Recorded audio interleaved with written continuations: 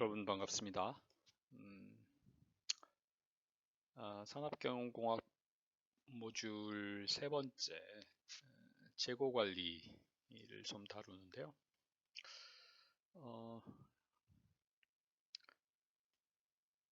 시대가 많이 이제 바뀌었죠. 엄청난 변화가 있는데, 그래서 이제 예전에는 그런 얘기들이 있었습니다. 가만히 있으면 중간은 간다, 이런 말이 있었죠. 근데 경쟁 시대에는 어떻게 됩니까? 가만히 있으면 바보 소리, 바보 취급을 받죠. 또 이런 얘기도 있었어요. 돌다리도 두드리고 건너가라. 그죠? 하지만 요즘과 같은 스피드 시대에는 언제 이거 다 두드리고 있습니까? 대충 건너가야지. 또는 뭐 이런 얘기도 있습니다. 사공이 많으면 배가 산으로 간다. 하지만 이 인터넷 시대에는 사공이 많아야 배가 산으로 가는 기적이 일어날 수도 있는 거죠. 과거에 생각했던 이런 뭐랄까 기본적인 생각 이런 것들이 패러다임이 바뀌었다고 해야 될까요? 네, 그런 것들이 엄청나게 변화가 있는 거죠. 그래서 세계 경제의 패러다임도 완전히 바뀌었습니다. 자, 세계 경제의 두 축이 있지요. 네, 중국과 미국입니다. 요즘도 이렇게 좀 크게 관심이 없는 학생들도 세계가 이렇게 돌아가는 상황을 보면 중국과 미국이 계속 싸우죠. 패권 다툼이 아주 대단합니다. 기싸움이. 특히 지금 시진핑 정부하고 트럼프하고는 뭐 아주 대놓고 그냥 싸우죠.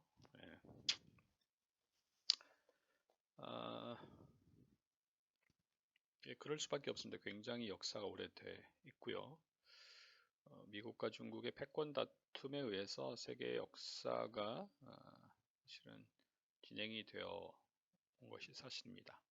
경제도 마찬가지인데 과거에는 중국이 생산을 하고요. 미국이 소비를 하는 그런 프레임이었습니다. 그렇다면 지금은 어떠냐? 지금도 여전히 중국이 생산을 하고 미국이 소비를 할까요? 그렇지 않습니다. 최근에 와서 이 패러다임이 완전히 바뀌어 버렸습니다. 미국이 반대로 생산을 하고요.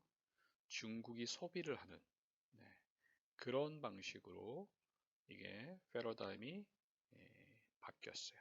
세계 경제의 뉴 패러다임이라고 얘기할 수 있습니다. 그걸 혹자는 R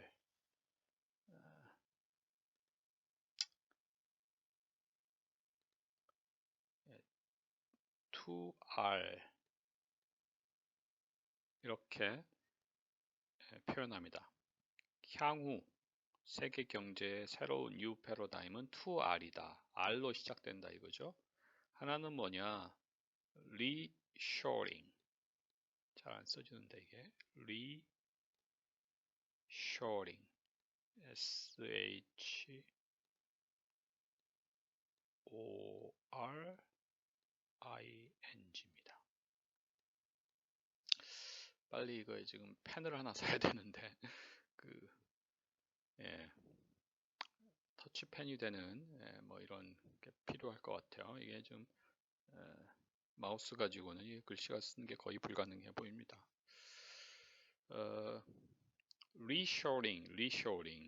리쇼링이라고 하는 것은 미국 정부에서 추진하는 대표적인 전략을 얘기합니다.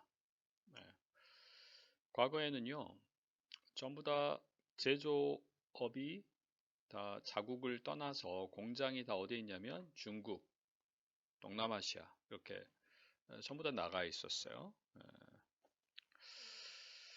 뭐 인건비 싼 곳으로 다 나간 거죠. 미국은 제조업이 뭐 몇 개 빼고는 다 이제 껍데기만 남아 있는 그런 상태에서 어, 금융위기를 당하죠. 금융위기를 당하면서 미국에서 다시 이게 제조업이 없으면 이게 껍데기구나라는 거를 절감합니다. 그래서 다시 해외로 나갔던 기업들을 아주 인센티브를 줘가지고 자국의 기업들을 다시 본국으로 데려옵니다. 그리고 해외 기업들을 또 유치를 하죠. 트럼프를 보면 알죠? 그게 바로 어떻습니까? 아주 일자리를 만들고 결국은 그 경제를 지탱하는 아주 대단한 축이 된다라는 것을 미국이 인식한 거죠. 그러니까 리쇼링은 오프쇼링에 반대되는 그런 말인데, 오프쇼링은 반대로 그 자국의 그런 기업들을 해외로 내보냈다라고 한다면 이걸 다시 자국으로 리턴시키는 그런 정책을 리쇼링이라 이렇게 얘기를 하는 겁니다. 그래서 제조업의 부활을 의미하는 거죠. 제조업의 부활. 대표적인 이제 뭐 자율주행, 뭐 AI, 로봇, 3D 컴퓨터, IT 이런 쪽이 이제 미국이 그냥 꽉 잡고 있는 거죠. 반면에 중국은 리폼이라고 얘기합니다. 리폼. R-E, F-O-R-M. 리폼. 리폼이라고 하는 것은 이제 소비 중심으로 성장하겠다라고 하는 것을 천명한 거죠. 과거에는 싼 인건비를 가지고 그 많은 인구를 이용해서 인구는 그 생산에 를 통해 가지고 성장을 했다면 이제는 소비, 그 엄청난 인구 13억 5천만에 달하는 그 엄청난 인구를 토대로 한 소비 중심의 성장을 천명합니다. 이게 이제 대표적으로 도시화를 얘기를 하게 되는데요. 그래서 앞으로의 세계 경제는 미국이 생산을 하고 중국이 소비를 하는 그런 패러다임으로 이제 바뀌게 됩니다. 이런 관련해서 요즘은 뭐 4차 산업혁명 이런 얘기 많이 들어보았을 겁니다. 그래서 독일이 이제 대표적인데 인더스트리 4.0 2013년도에 제조업 혁신을 통해서 제 4차의 산업혁명을 달성하겠다 이런 큰 기치를 내걸고 공표한 게 이제 인더스트리 4.0 전략이고요.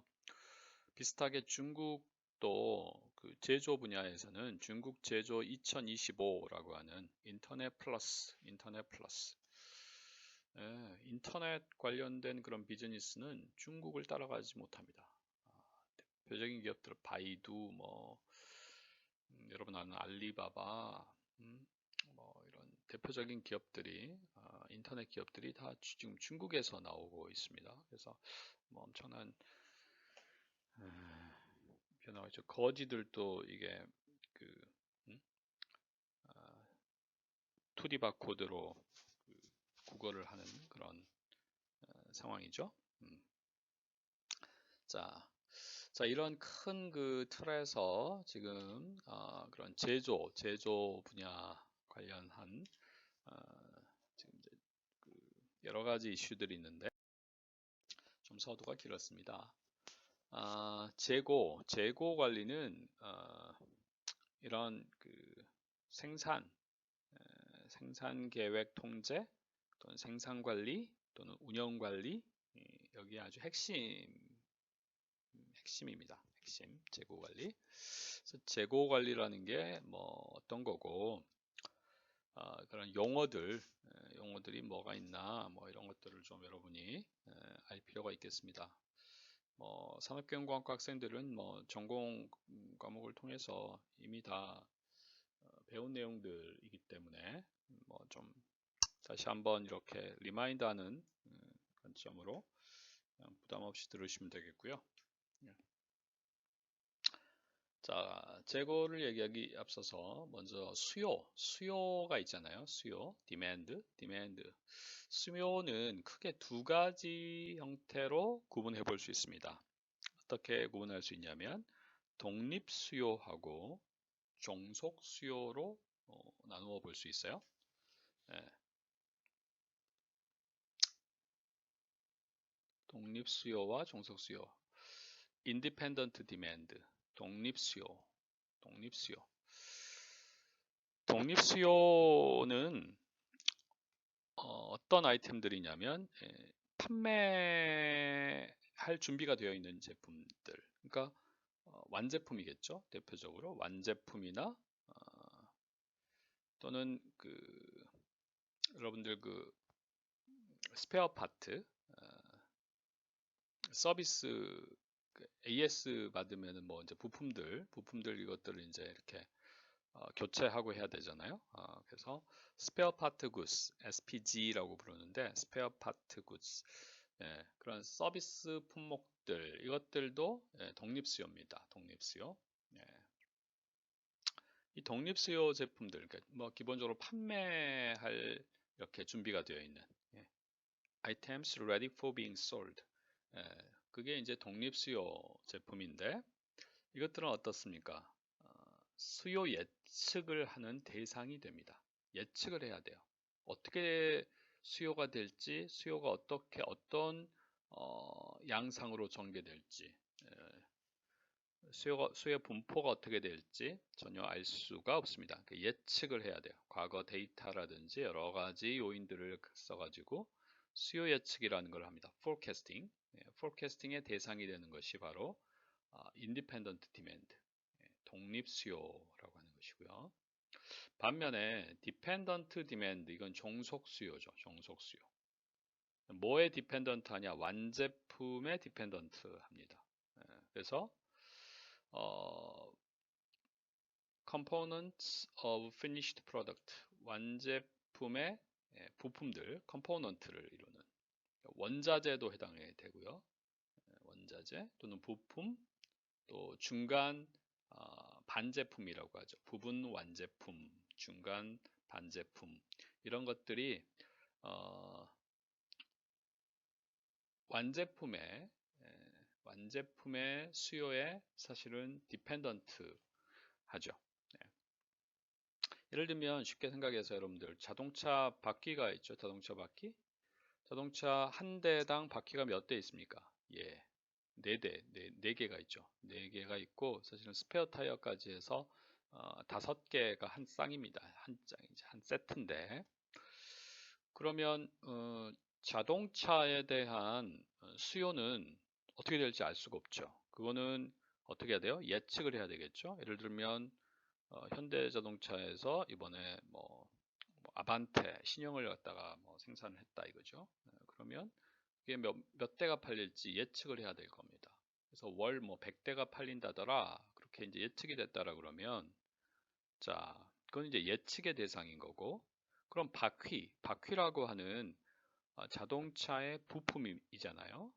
그 바퀴는 어떻게 이제 그러면 예측을 할까요? 예측이 아니죠. 이거는 계산을 하게 됩니다. 만약에 자동차 아반떼라는 자동차의 월 예측이 100대였다라고 한다면 바퀴의 수요는 어떻게 됩니까? 곱하기 5 해서 500개 이렇게 이제 계산이 되어지겠죠. 이거는 계산의 대상입니다. 계산. 뭘로 계산을 하냐면 나중에 이제 한번 다룰 기회가 있겠습니다만 후반부에 MRP라고 하는 것을 통해서 계산을 하게 됩니다. MRP.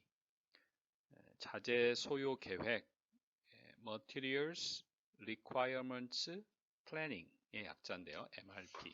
이런 세 자짜리 약어들이 많다고 그랬죠. 이런 용어들을 조금 익숙하게 여러분이 좀 이렇게 할 필요가 있습니다. MRP.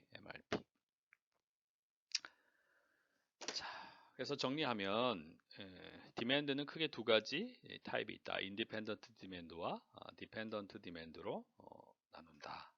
그거를 이제 분이 하시고요. 이 지금 챕터에서 다루는 것은 인디펜던트 디맨드입니다. 인디펜던트 디맨드. 자, 그리고 이제 기본적으로 재고라고 하는 것이 뭐 여러분 뭐 재고가 뭔지 모르는 사람은 없을 거예요. 재고. 모든 어떤 기업들이 어떤 뭐 모두는 아니고 기업들이 대부분 이제 재고 관리를 하게 됩니다. 재고를 가지고 있는 거죠. 그러면 그 인벤토리, 그걸 인벤토리라고 하는데 인벤토리의 그 재고의 가치, 인벤토리 밸류는 어떻게 측정이 될 수 있냐면 그 어떤 제품의 재고, 그러면 그 제품의 판매가가 있겠죠. 그거에 프로덕트의 밸류가 있습니다. 프로덕트 밸류에다가 뭐가 이제 들어가게 되냐면 홀딩 코스트가 들어갑니다. 그 재고로 보유함에 인해서 따르는 어떤 비용이 필요한 거죠. 비용이 들어가요. 이 홀딩 코스트 이게 바로 재고 비용입니다. 재고 비용. 이 재고 비용이 굉장히 기업 입장에서 참 골치 아픈 거예요. 자, 이 재고 비용이라고 하는 것은 뭐가 들어가냐면 대표적으로 어떻게 해요? 재고로 내가 보관을 하려면 장소가 필요하죠. 그러니까 창고가 필요합니다. 창고에다가 쌓아둬야 돼요. 그러면은 그 창고를 뭐 임대도 해야 되고, 그죠? 비용을 치러야 되잖아요. 공간을 마련해야 되니까 그게 바로 이제 사람도 필요하고, 그래서 이런 합척이 웨어하우징 코스트입니다. 웨어하우징 코스트. 웨어하우징 코스트. 홀딩 코스트에는 그러니까 웨어하우징 코스트가 이제 들어가겠죠. 그거 말고도 또 뭐가 있냐면 opportunity cost라고 하는 게 들어갑니다. opportunity cost. 이건 기회 비용이죠. 기회 비용. opportunity cost는 어떤 의미냐면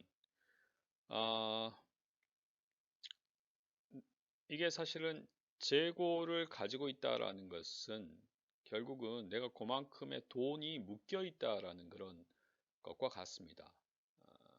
그만큼을 내가 지금 만약에 재고로 가지고 있지 않다면 뭔가 이게 그걸 구매해서 또는 뭐 제조업체일 수도 있고 유통업체일 수도 있는데, 유통업체를 한번 생각해 보시면 유통업체가 어떤 제품의 재고를 보유한다라고 하는 것은 제조업체로부터 물건을 사왔잖아요.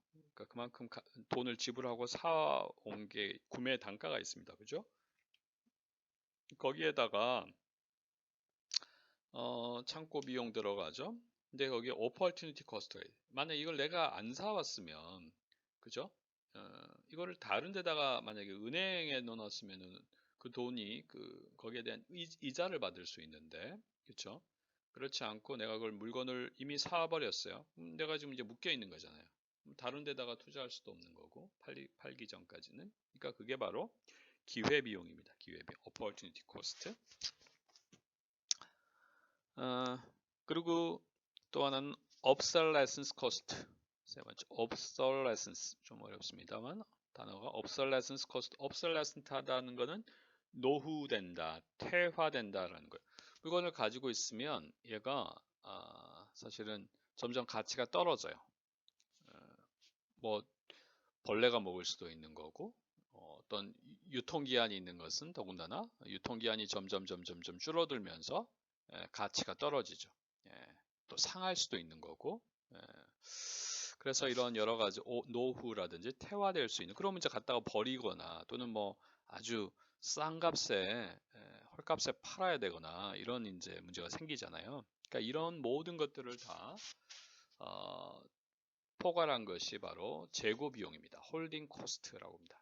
홀딩함으로 인해서 인벤토리 홀딩 코스트, 재고 비용, 이렇게 얘기합니다. 그래서 비용이 굉장히 많이 들기 때문에 기업 입장에서는 재고를 많이 보유하는 것은 부담이 되죠. 그래서 대표적인 그런 재고에 대한 관점이 아주 극단적이긴 한데, 도요다라고 하는 회사의 재고에 대한 관점은 아주 극단적입니다. Inventory is an evil이다. 재고는 악이다, 이렇게 봅니다. 그래서 이 그림이 뭐냐면 여기에 이제 배가 한 척 이렇게 있는데요. 배 한 척이 있는데 밑에 배가 이렇게 물 위에 그 유유히 떠다니잖아요. 근데 그 밑에 보면 사실은 여러 가지 암초들이 있습니다. 여러 가지 문제들이 있어요. 뭐 퀄리티에 대한 문제도 있고 리드 타임의 문제, 뭐 여러 가지 문제들이 있는데 이런 암초들이 있음에도 불구하고 지금 이게 물이 뭐냐면 재고입니다. 재고가 이렇게 쌓여 있으니까 이 문제들이 드러나지를 않아요. 사실은 문제가 없는 게 아니라 문제가 있는데 재고가 이렇게 쌓여 있으면 문제가 드러나지를 않아. 그래서 아무 문제가 없는 것처럼 하다가 나중에 이제 문제가 터지죠. 근데 이게 그래서 이 재고 수준을 이렇게 낮추게 되면 이제 이런 밑에 잠재되어 있던 문제들이 드러나게 되고 그 문제를 해결할 수 있게 됩니다. 그래서 도요타에서는 재고는 악으로 보고 최소화 시키려고 합니다. 거기서 나온 것이 이제 GIT, JIT라고 하는 그런 철학이 이제 도출되게 되는데요. 그래서 전 세계에서 사실은 뭐 이런 도요타의 그런 그 철학 이런 것들을 좀 많이 도입을 하기도 했습니다. 실질적으로 여러분 잘 아는 애플이라는 회사의 성공한 비법은 중에 하나는 재고 관리에 있습니다. 재고 관리. 지난번에 한번 얘기한 적이 있는데 지금 애플의 대표가 누굽니까? 팀 쿡이죠. 팀 쿡. 팀 쿡이 과거 이제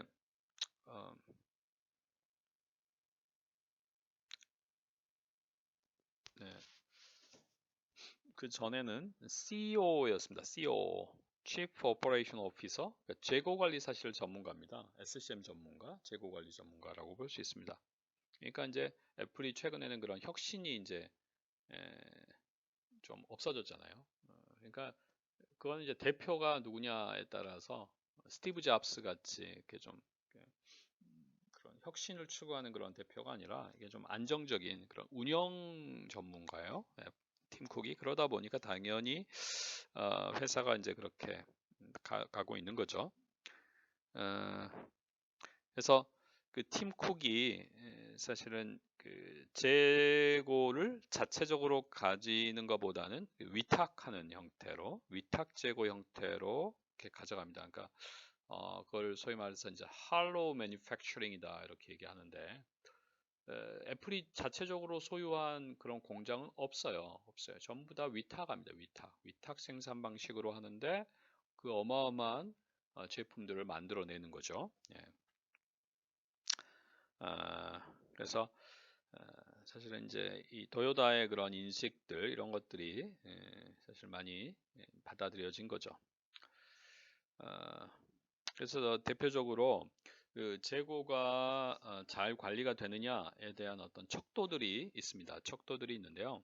대표적인 척도가 뭐냐면 재고 회전율이 얼마냐, 턴오버 레이쇼 이렇게 얘기하는데 재고 회전율이 얼마나 되냐. 재고 회전이 잘 되면 그죠? 좋겠죠. 재고 회전이 안 되면 계속 묶여 있다는 거니까 재고 회전율이 굉장히 중요한 척도고요. 그 다음에 재고 일수입니다. 내가 얼마만큼 재고를 보유하고 있느냐, 며칠분의 재고를 보유하고 있느냐, 재고 일수에 대한 것이 대표적인 그런 이제 재고 관리의 그 측정 지표, 성과 지표라고 볼 수 있는데 대표적으로 애플이라는 회사의 재고 회전율이 얼마 정도 되냐면 뭐 69.4, 좀 옛날 데이터긴 한데 69.4 정도. 근데 뭐 상대적으로 보시면 뭐 모토로라나 HP 같은 경우는 약간 13.8 또는 12.6, 그러니까 굉장히 차이가 많이 납니다.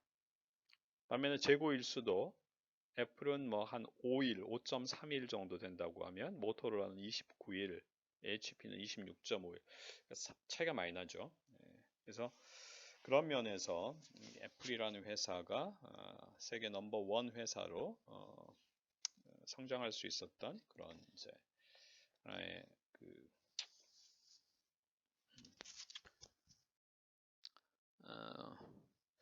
다음 넘어가 보시면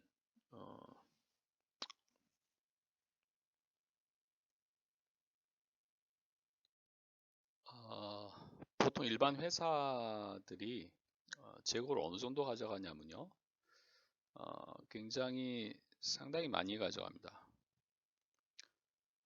current asset의 약 30% 정도, 글로벌 기준으로 얘기하는 거죠. current asset, 자본인데 현재 자기 자본의 약 30% 정도를 재고를 가져가고, 또 working capital이라고 하는 것은 운영 자본을 얘기하는 건데, 운영 자본의 약 90% 정도에 해당된다. 여러분들이 이런 이제 특히 문과 학생들은 그게 이제 좀 뭐 문과 학생이든 또 이공계 학생들도 마찬가지죠. 이런 이제 경영 관련되는 돈에 관련된 것들이 좀 취약한데, 여러분들이 그래서 그 회계,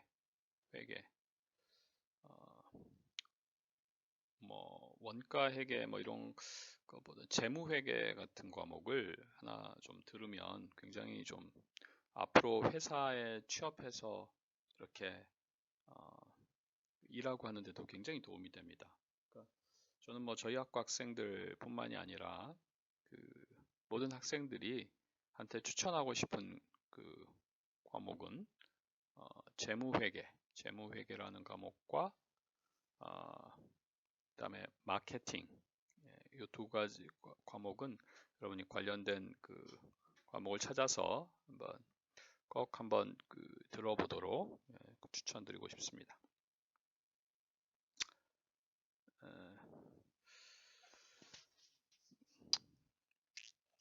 관련해서 이제 GM이라는 회사 있죠. 미국의 GM이라는 회사, 제너럴 모터스, 공급사슬 재고로만 약 400억 달러를 보유하고 있습니다. 어마어마하죠. 그러니까 재고를 줄이게 되면 여러 가지 지표가 좋아지는데 ROI가 높아집니다. ROI라는 게 Return on Investment, 총 자산분의 세후 이익을 얘기하는 것인데, 그래서 재고를 줄이면 ROI가 높아져요. 가능하면 재고를 줄일 수 있으면 줄이는 것이 굉장히 도움이 되죠. 인벤토리 타입에는 여러 가지 재고들이 있습니다. 아까 얘기했듯이 원자재도 있고요. raw material, 원자재 재고가 있고, 그 다음에 WIP, WIP이라고 얘기합니다. WIP, work in process inventory라고. 제공 재고. 지금 만들어주고 있는 그런 상태, 중간 지금 반제품 상태죠. 지금 공정 상태에 지금 머물고 있습니다. 그것도 재고입니다. 그 다음에 이제 이렇게 과정을 거쳐서 FGI, Finished Goods Inventory. 이게 이제 완제품이죠. 완제품, Finished Goods Inventory. 아까 스페어 파트도 부품이지만 판매가 되는 그런 재고 제품이 되겠죠. 그 부품으로서 이제 완제품 같이 팔리는 그런 재고죠.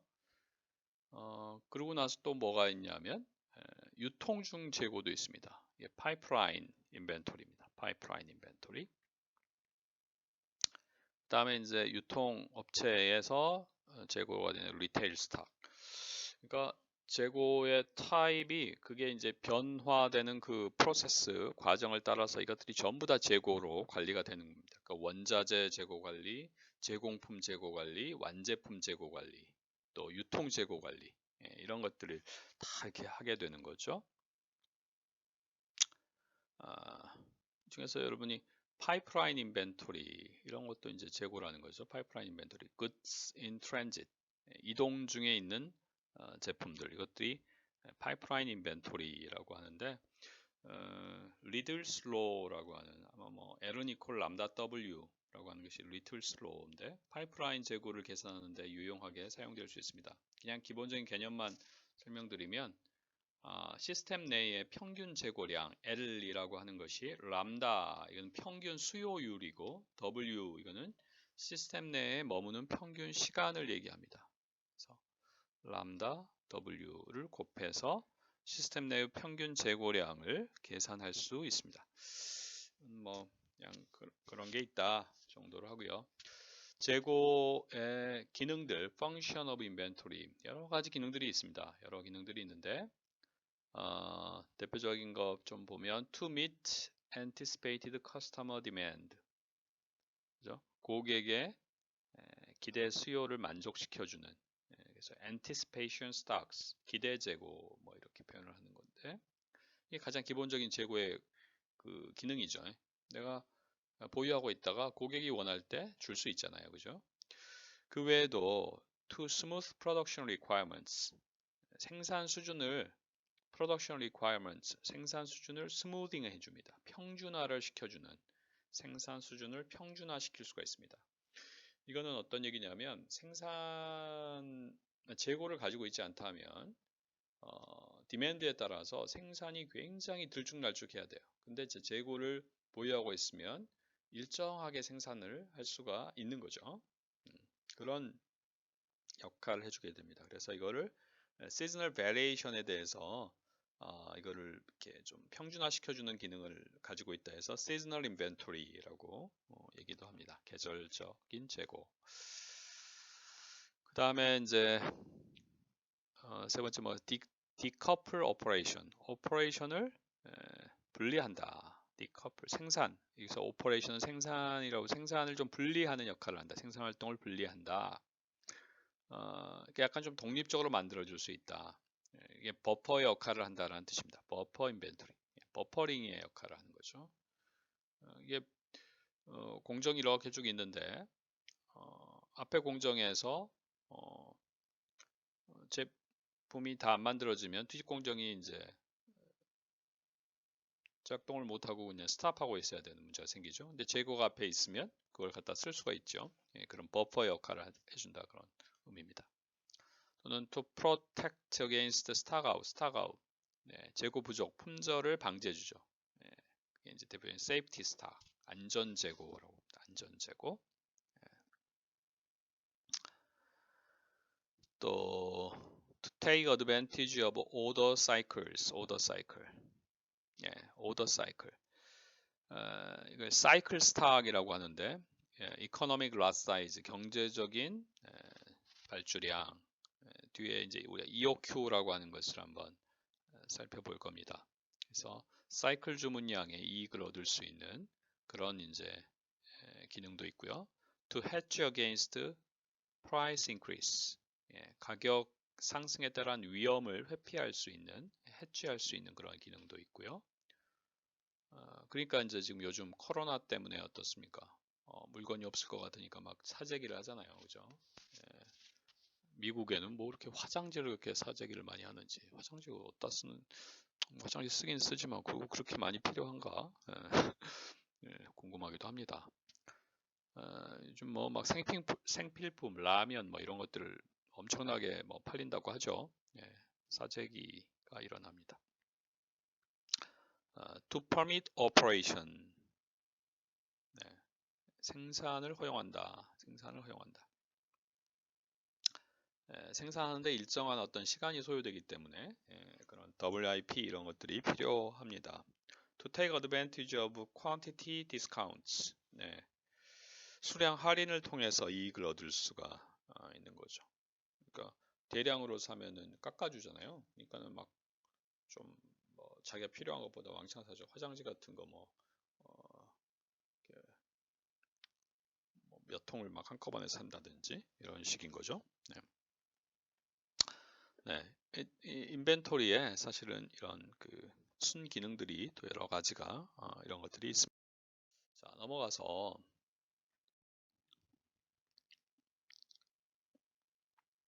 자, 재고 관리하는 인벤토리 컨트롤의 목적.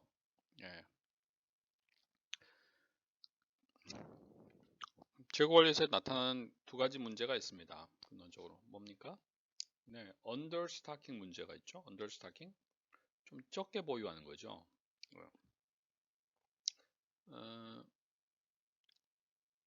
재고 수익이 너무 낮게 되면 어떻게 해요? Missed delivery, 또 lost sales, 그 다음에 고객의 불만족, 뭐 이런 것들이 생길 수가 있겠죠. 반면에 overstocking, 과다 보유하는 거는 비용이 많이 든 인벤토리 홀딩 코스트, 그 다음에 또 뭐 많이 또 못 쓰고 그냥 버리게 되는 obsolescence, 뭐 이런 것들이 발생할 수 있겠죠. 너무 많이 보유하는 것도 문제, 적게 보유하는 것도 문제다 이거죠. 그래서 인벤토리 매니지먼트에서의 트레이드 오프, 항상 트레이드 오프가 있다고 그랬죠. 트레이드 오프, 절충이 필요한데 무엇과 뭐의 절충이 필요하냐면 재고를 많이 보유하게 되면 뭐가 문제입니까? 비용이 든단 말이죠. 코스트가 됩니다. 오더링, 주문하는데도 돈이 들고, 그 다음에 캐링, 인벤토리 캐링 하는데 돈이 들고, 이게 이제 재고 관련되는 이제 비용이죠. 코스트가 들고요. 반면에 고객 서비스라고 하는 측면에서는 많이 가지고 있으면 아무래도 서비스 수준이 높아질 수 있습니다. 그래서 요거 간에 비용과 고객 서비스 간의 트레이드 오프라고 볼 수가 있습니다. 그래서 재고 관리의 목적은 사실 재고 비용을 합리적인 범위로 유지하면서 고객 서비스 수준을 목표로 하는 고객 서비스 수준을 달성하는 데 있다. 이렇게 얘기할 수 있겠습니다. 그래서 기본적으로 재고 관리에서 결정해야 되는 펀더멘탈한 디시전, 뭘 결정하냐면 언제 주문할 거냐, 얼마만큼 주문할 거냐, 요 두 가지 결정이 가장 기본적인 결정입니다. T, when to order, 언제 주문할 거냐, 주문하는 시점에 대해서 결정을 해야 되고요. 그러면 한번 주문할 때 how much to order, 얼마만큼 주문해야, 양에 대한 거죠. 시점과 양에 대한, T와 Q에 대한 의사결정을 하는 것이 재고 관리에서의 핵심적인 의사결정이다. 이렇게 이제 볼 수가 있겠습니다. 그리고 아까 얘기했지만 얼마만큼 재고 관리가 잘 되고 있는지 기업이 여러분이 나중에 이제 인턴십을 하게 되면 뭐 기업에 이제 가서 이제 볼 텐데 이 기업이 이런 재고 관리라는 측면에서 과연 얼마만큼 잘 하고 있는지를 그 성과를 평가할 수 있는 척도가 있는데 뭐 아까 재고 회전율, 그 다음에 재고 공급 일수, 뭐 이런 기본적인 성과 척도가 있습니다. 그게 어떤 개념이냐면 재고 회전율은 인벤토리 턴오버라는 거예요. 턴오버. 재고 회전율, 인벤토리 턴오버. 어떻게 정의가 되냐면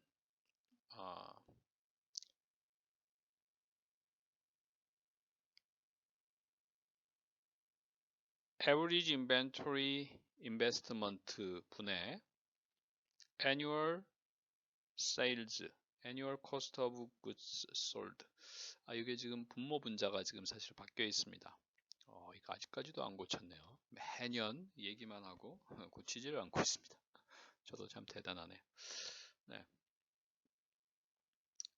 다시 한번요. 이게 분모하고 분자가 바뀌어 있습니다. 얘가 서로 이렇게 바뀌어야 된다 이거죠. 인벤토리 턴오버는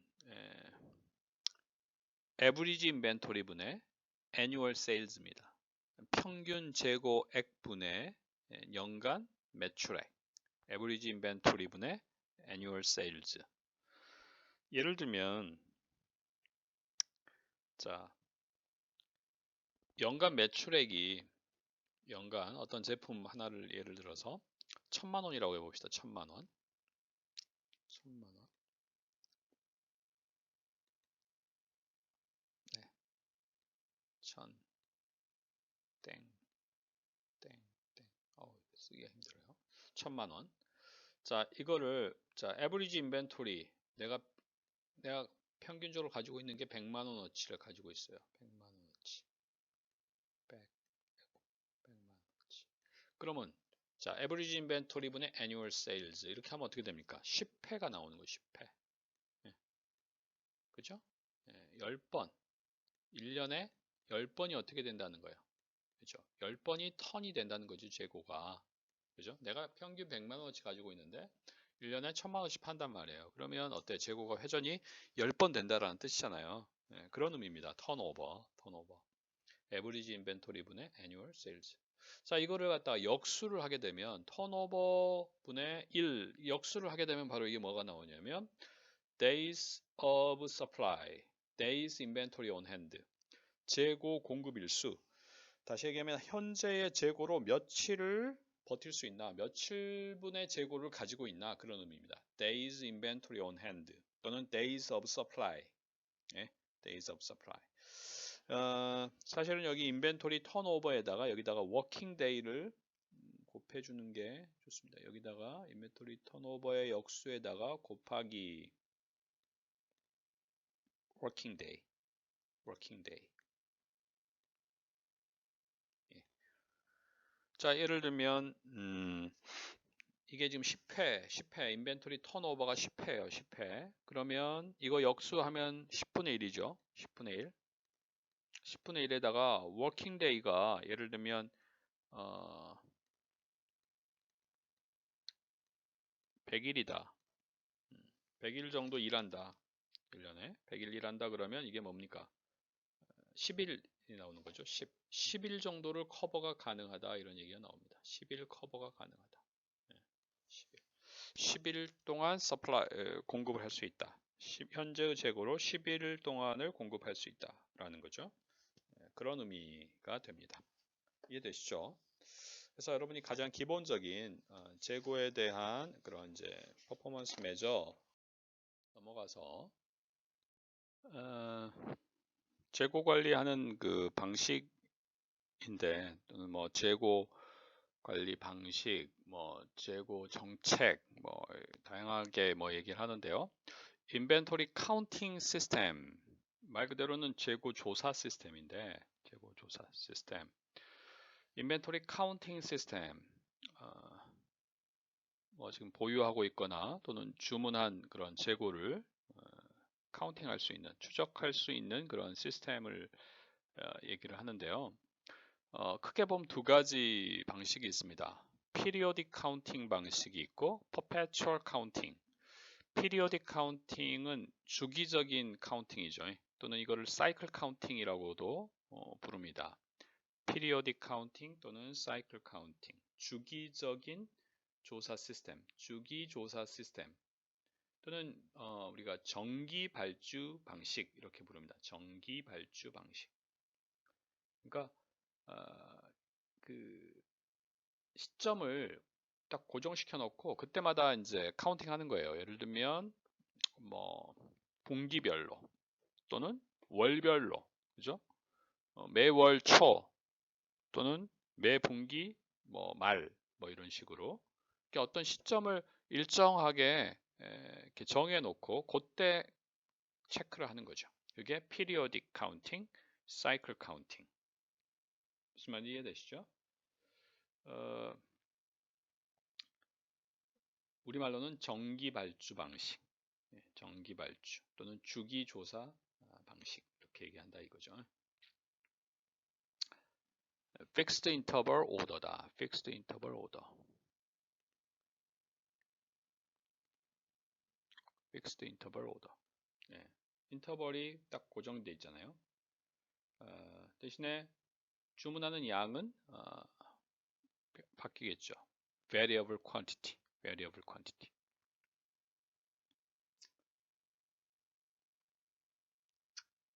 이런 방식이 있고 perpetual counting 또는 continuous counting, 연속적인 연속 조사 시스템이죠. 계속 체크하는 거예요. perpetual counting, continual counting. 계속 모니터링을 하는 겁니다. 모니터링을 해요. 그러니까 하다가 어느 시점이 되면 문제 될 것 같다. 그러면 그 발주를 하는 거예요. 언제 발주할지는 딱 정해져 있는 게 아니죠. 계속 모니터링을 하다가 문제가 발생할 것 같은 그 시점에 미리 발주를 하는 거죠. 대신에 발주하는 양은 일정합니다. fixed quantity입니다. fixed quantity order. 그러니까 위에 있는 방식하고 이거하고 좀 다르죠. 이거는 periodic counting은 기간이 fix 되어 있고 인터벌 주문하는 주기가 fix 되어 있고 주문하는 양은 그때그때마다 상황에 따라서 변동된다면 perpetual counting 또는 continuous counting은 언제 주문할지는 몰라. 계속 모니터링을 하다가 주문을 하네. 그때 일정 양을 주문하는 거죠. fixed quantity. 정량 발주 방식 이렇게 얘기합니다. 정량 발주 방식 또는 연속 조사 방식, 연속 조사 시스템 이렇게 얘기하는 거죠. 그러니까 뭐 복잡하게 생각할 것 없이 재고 인벤토리 재고 관리하는 방식은 정기 발주 방식이 있고 정량 발주 방식이 있다. 뭐 이렇게 머릿속에 크게 좀 정리를 해 놓으시면 되겠습니다. 뭐 둘 다 장단점이 사실은 있습니다. 뭐가 좋고 나쁘고 뭐 그런 게 아니고 장단점이 있어서 아이템별로 적절한 방식을 사용합니다. 두 가지 방식을 혼용해서 사용하는 경우들이 많죠.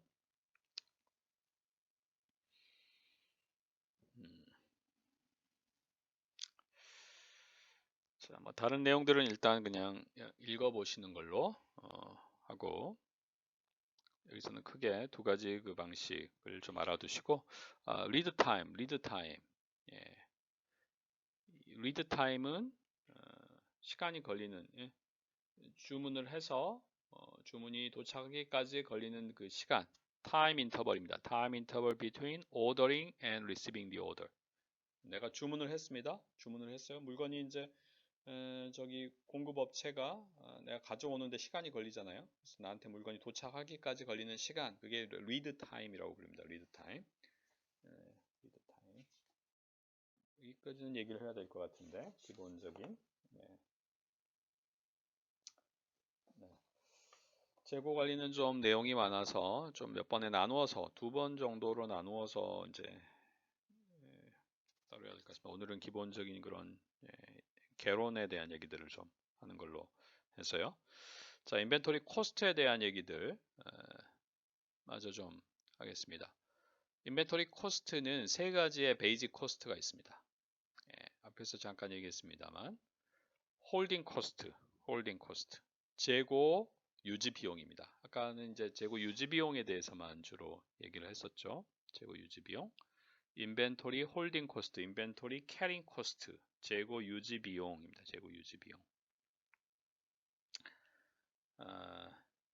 보통 전체 그 단가의 20% 내지는 40%에 해당이 되어질 수 있습니다.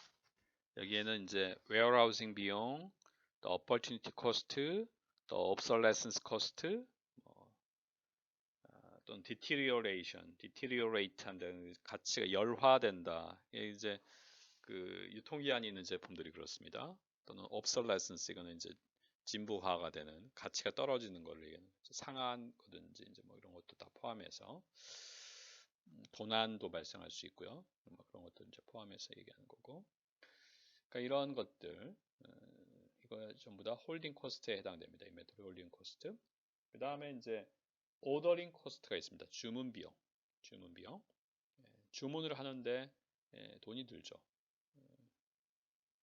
사람 인건비가 드는 거고, 페이퍼워크도 들어가고, 그 다음에 실제로 또 그 배달하는데 배송비를 또 내가 부담해야 되는 경우도 있고, 그런 것들이 다 오더링 코스트에 들어가는 겁니다. 주문 비용.